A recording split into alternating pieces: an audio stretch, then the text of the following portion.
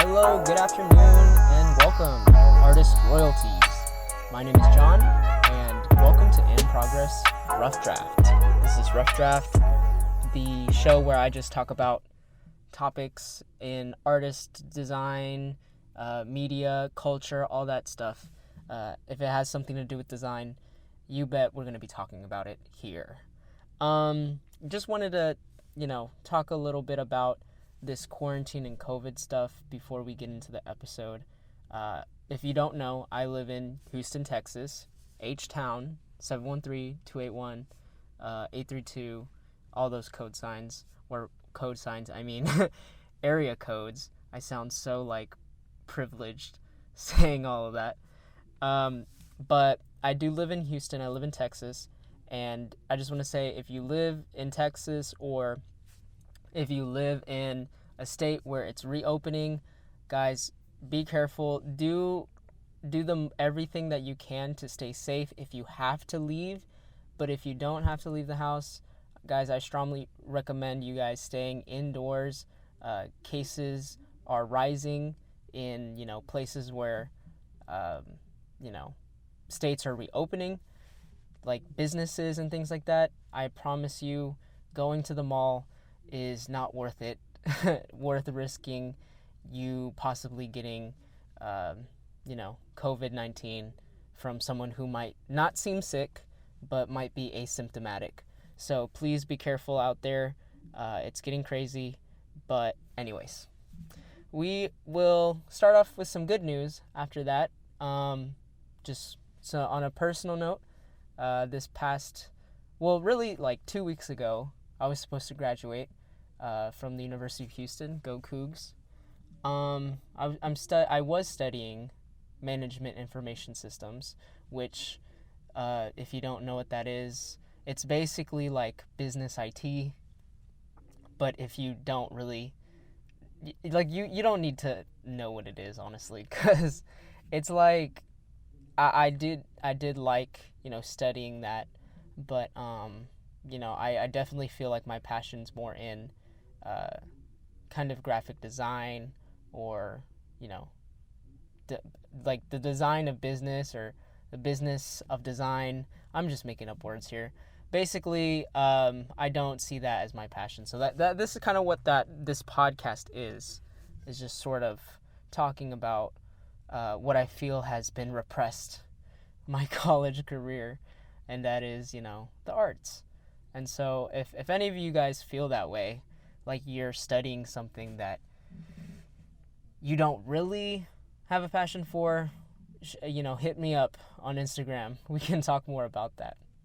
But yeah, I graduated, and it feels kind of weird knowing that, in the fall I won't reconvene with my friends and talk about what classes we're taking and stuff like that. But it feels good. In the beginning of the year, I was feeling really nervous and really anxious because I didn't know what I was going to do. And I don't think I had this epiphany of, why don't I just follow my passions? Because it's scary, especially because, you don't know what's going to happen after graduation of college. I feel like after high school, people have a better idea of what they're going to do. They're either going to go to college, they're going to join the military, they're going to stay behind and, go to junior college, or if they don't go to school, that's cool too. But for college, it's like, all right, that's the last thing you're going to do when it comes to education. So it's crazy, but we're out here. I'm looking for some marketing positions and stuff like that, and I'm applying big time. So any advice to you seniors out there, get to work on figuring out what kind of job you want, be after you graduate. Not saying that I wasn't looking, but you can't be too thorough.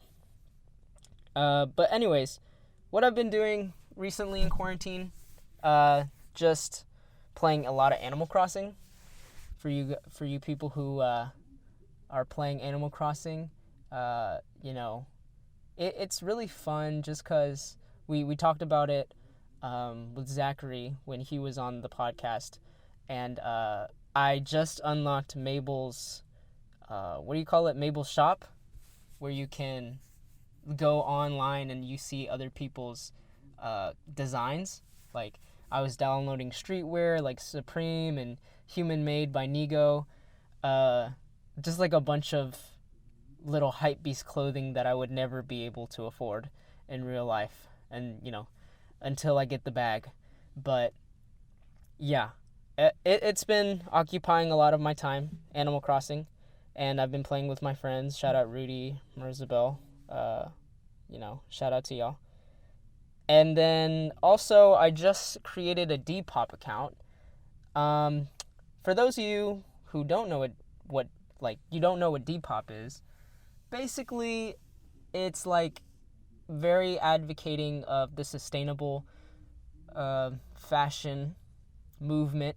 You know what I mean? It's like, it can be thrifted, it can be your own clothes that you sell on there. Basically, whatever you want to look on there, it's probably on there, which is a vague definition of Depop. But it's like a secondhand market for selling all of your clothes. And I never thought that I had cool enough clothes to sell on there, which is weird because I think I'm a good dresser, but usually the clothes I don't want, I think nobody would want. But at the same time, I feel like the clothes that would cost more, I don't want to part with. So it's like, I really had to Marie Kondo that if, I didn't really love a piece, or I wasn't gonna wear that, or I outgrew it, I had to part ways with it. So yeah, I'm gonna include my Depop as well inside of this description if you want to check some stuff out. I do ship, across the United States and whatnot. But I mainly just did it to get some extra income, even if it's like $30, which I did sell one of my shirts. So if you're interested, check it out. Which brings me to like the first topic of today, which is like pricing. So let me explain why it brings us to that. Before I downloaded Depop, my sister, she is like the queen of Depop. She's always buying like vintage tees. She got like a Reba McEntire tee. She's seen like Brooks and Dunn tees on there, like country artists and stuff like that. And she'll show me like cool tees, like cool vintage tees, right? And they'll be freaking $40. Like $40 for a crusty, dusty, musty black tee.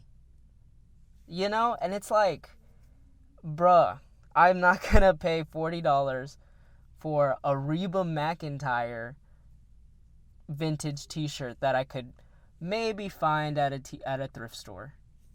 You know what I mean? And I have watched like a lot of, I don't know if y'all are familiar with Paul Cantu. He's also a Texas native. I think he's based in Houston. But basically, he goes to thrift stores and he finds the best stuff out of there. It doesn't have to be a t-shirt. And he sells it on his website, Thrift Haven. And I know he ups the price by a lot, obviously, because it's a business, right? But Depop, I feel like sometimes they throw around those prices like it's nothing. Like it's just numbers. And, it's good stuff, don't get me wrong. But it's like, if I could find it at the thrift store, why am I going to pay freaking $30, $40 for this t-shirt or this authentic champion jacket or this varsity jacket? Which there are a couple factors as to why someone would do that. It has to do with limited supply. It has to do with, are these people making them anymore? And it also has to do with the quality. Now, when I say quality, I mean, like, is it coming from authentic vintage era?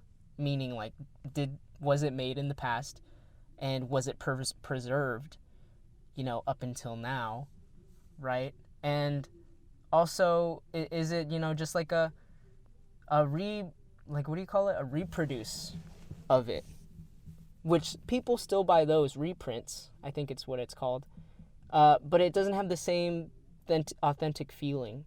And, there's a big resurgence in thrifting and vintage, of course. Like, you can't look anywhere in pop culture without seeing some kind of reboot. Fuller House, Hollywood just makes nothing but reboots. Or there was a time in Hollywood where they made nothing but reboots. So vintage has really, popped off in this like later 2010s era, early 2020s. So, why is that? Why are we paying big bucks for something of the past? And we can get deep here and say, like, we long for nostalgia because we think of simpler times and we associate it automatically with all the good stuff. And, that could be one reason. Or it could just be that we're becoming more environmentally conscious. Fast fashion is, one of the biggest polluters out of all the industries. I mean, it's not number one or anything, but it does cause a lot of unnecessary waste.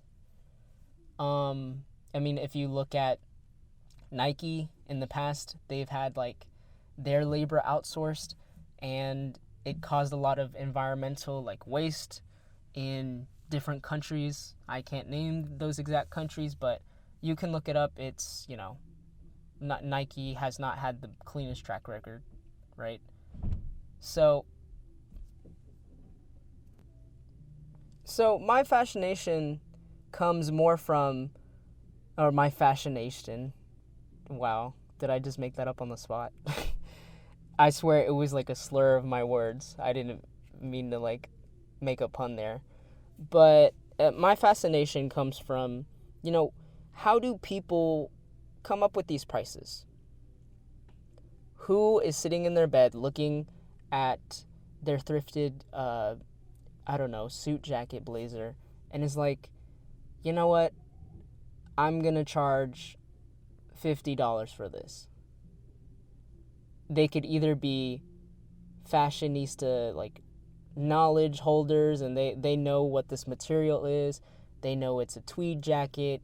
They know if it's in style or who to market it to, what tags to use. On Depop, you can use up to 5 hashtags, which I think is kind of neat, because on other social media sites, you get unlimited, or you get however many characters, you can actually fit into a post. So Depop is kind of like, all right, even level playing field. Everyone gets 5 tags, but within the caption you can write even more tags. So, but basically the point is, it's more concise, and it definitely has to do with your strategy on how you market this certain, I guess you could say, piece. And you can also model it. You can put it on a white backdrop. I've seen some people use a pattern in the background to capture people's attention. Like, I saw this vintage UCLA college shirt, and in the background was a tiled UCLA logo. So people try a lot of things, and Depop, if you have some beef with it or not, I think it's doing a lot of good stuff, like creating entrepreneurs and promoting a sustainable fashion life. Promoting that clothes have a life cycle. right? But when does a price become too much? When do you price something so wrong, like it costs so much and no one will buy it? I think, like, I don't know. And this will go more into kind of what we talk about after the break, but I just wanted to put that question in everyone's head, is that, who gets to say what anything costs? And in art especially, how does an artist come up with $20,000 for a painting? How does an artist come up with $10 for a DIY craft bracelet or something like that? And we'll talk more about that when we come back. So we're back. Yeah. Hope you guys have been thinking long and hard about what is pricing, because it seems like the internet is undecided on that, especially in different industries, like different artists, industries, sub-industries, whatever you want to call it. From video production to photography. And it seems like the answer is there. Whatever you want is basically the answer. Whatever you feel like is fair to you and your customers. It's kind of the gist, but, it goes deeper than that. I'm not saying that's the only answer. I think it has to do with your costs.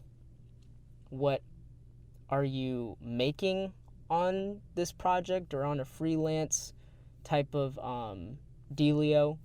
You know what I mean? What's the cost of the equipment? What's the cost of your, I guess you could say, your crew, if it's a bigger production? What's the cost of your software?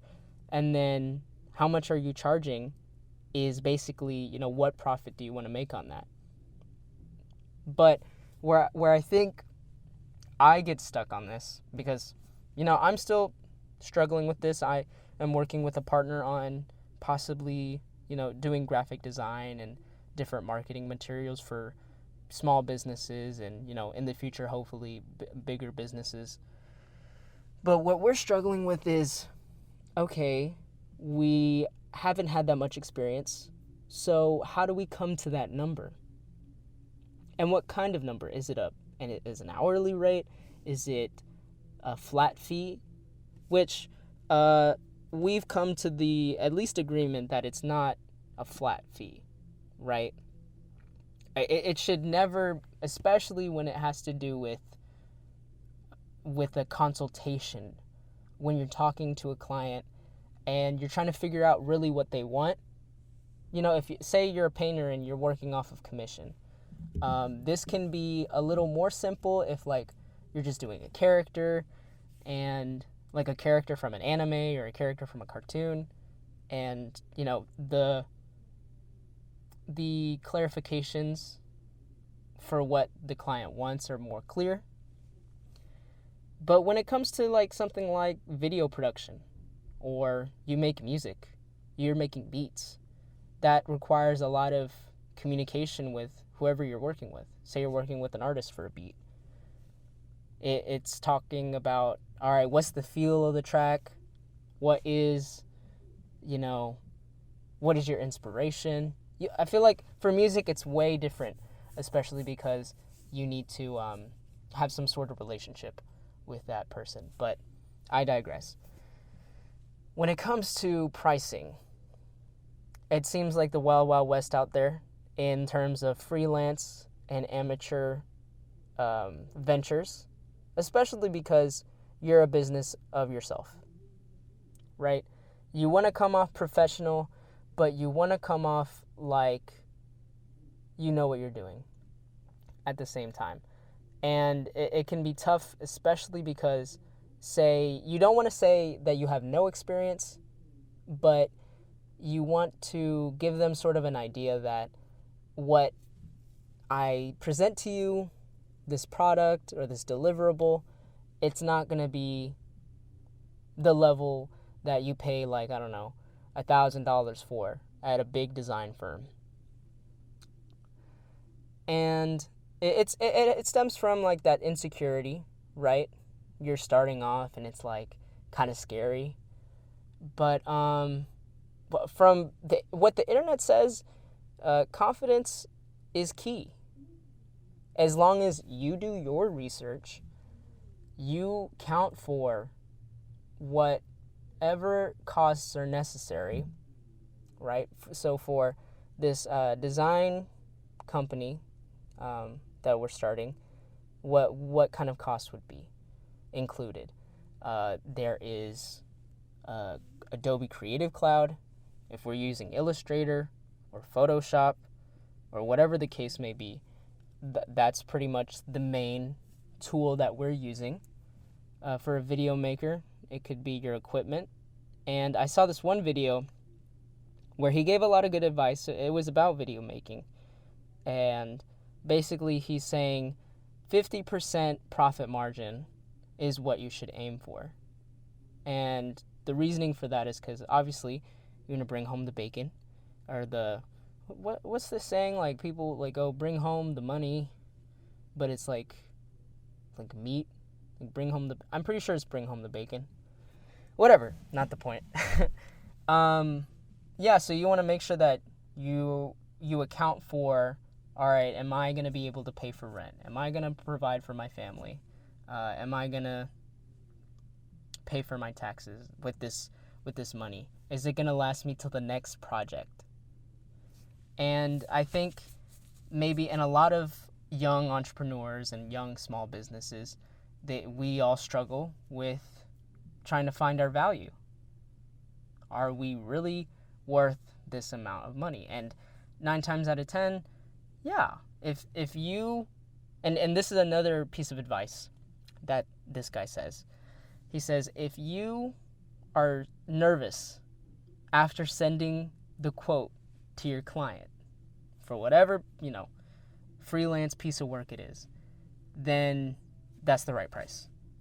Because you can still go down, right? The client may say, okay, but can we do it for a little bit less? And there you have some wiggle room. And in the video, they talk about, oh, well, I've been doing this for a while, so I have my equipment as a rental. So like the person has their own equipment, but they're charging the client for quote unquote rentals. And it's like, it's kind of it makes logical sense. Because if you're because you're not just providing your expertise and your creativity, you're providing like all this equipment, right? If you go to Pizza Hut, you're not just paying for a pizza, you're paying for like the oven, you're paying for the franchise, you're paying for a lot of stuff that you don't really see. You're paying for advertising dollars. Obviously, it's a small percentage, right? You're not 100% funding Pizza Hut, but that's just an example.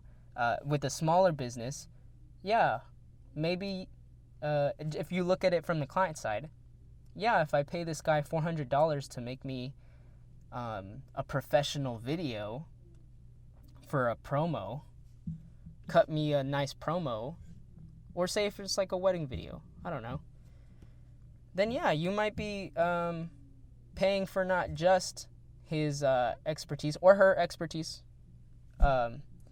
then, that's different than if I go to Chipotle and I buy a bowl and it's only $7. So keep that in mind, that, of course, think about the client and make sure that you're not screwing them over or whatever. But most importantly, think about yourself. Can I sustain this business? And it might be hard for artists to hear, but think about the profit. Because, artistry is about the art, or it's about, putting your passion forward. But a lot of people who are passionate about what they do, they focus on the money. Because how else are you going to follow your passion? You need that cheddar to get better, people. And, I'm saying this because I need to hear it, right? I'm scared to sort of throw out a number and I get passed up on business. Or, that client is like, never mind, I'll make it myself or whatever. But I think it has to do with, trusting yourself and trusting that you're going to stay on top of this project. And you're going to give the very best product that you can to this person that you've promised. You're going to make a logo. You're going to edit their website. So, if you're struggling with price out there, there are a lot of, resources out there, but I'll say that, it's not going to be just some black and white answer. Yes, you must pay this much money, or you must send them an invoice for $500 flat. So there's not going to be a black and white answer. And then also, while we're speaking on the topic of money, this sort of came into my mind because my brother, he, wants to get into video making, and he wants to film his friend do skating videos or whatever. I don't know. And he, is talking about, I want a fish lens for this Canon camera that we have. It's our family camera. But I'm like, well, they sell fish lenses for, what is it? $30 for your iPhone. And your iPhone is already a pretty good camera. And a fish lens for a Canon camera is $200. Why not get a fish lens for your iPhone, test it out, and then, see how that looks? Because skater videos are usually all grimy and, lo-fi, because that's what the skater aesthetic is. It's not perfect, it's not clean, unless, it's a big skateboarding company like Nike SB. But even then, in Thrasher, one of the biggest skateboarding magazines out there, they go for that grimy 90s, mid-90s, shout out Jonah Hill, feel. And so then he tells me, those don't really work, and they break easily or something like that. And I'm like, well, still, what if the fish lens isn't really what you're going for? Maybe you want to do something different. I mean, I think as long as you execute it well, I think execution is way more important than your equipment. You don't need a Nikon. You don't need, this expensive camera to make art or make what you want to go for, right? And I was watching this, to switch topics again, because I thought of that, and then I thought of this video that I watched about this $400 GameCube controller for Smash Brothers players. And Smash is this brawler game if you live under a rock. And basically, it's for pros. Or let me back up. It's for anybody, right? You could buy this controller right now.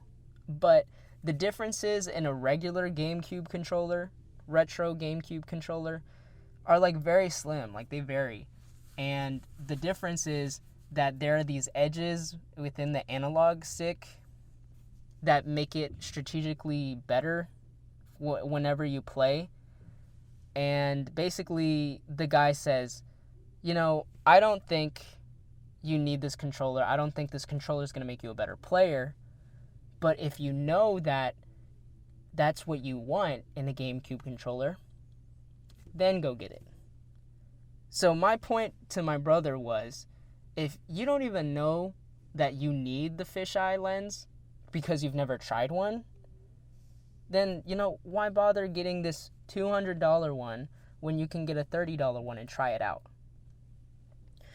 And, I think we kind of are used to that, especially now where we can look up best affordable I don't know, video editing software, best free website builder, best raincoat. I don't know. Examples like that are kind of weird. Whatever. But you know what I'm talking about. You know when you're trying to look up the best quality product that you're looking for, but you don't really know what exactly you're looking for. And we can have any type of answer from any article or Amazon or whatever, like 5-star ratings. But if we've never had that product before, how do we know what we want? And so that's why I think it's important to think about pricing when it comes to your art. There is a lot of resources out there, but I think you need to get the experience first. You need to understand exactly what it is you want. So that pretty much wraps up this episode. I know the last part was kind of confusing, but, I just really wanted to get this money stuff out there because I know I'm not the only one who struggles with it. If you have any questions or you guys have any ideas for future episodes, please let me know. I usually think of these, not too far in advance. It's just a casual conversation. I'm not saying I know everything. I just want to talk to everyone out there who is struggling to understand this life thing, understanding this art thing. How do we make art our money and vice versa? But yeah. Anyways, be sure to follow us on Instagram, In Progress, that's NPGRSS. And then follow me on Instagram. My personal is John Guavayava. Long thing. It'll be in the bio. But, feel free to DM me if you're having any struggles as an artist or you just want to talk because quarantine is lonely. Hit me up. I promise I'm not, weird or anything. Just, I want to talk to you guys, whoever listens out there. So, thank you guys for listening. Hope you're staying safe. Hope you're staying well mentally and physically. You got this, baby. I'll catch y'all next time. H-Town.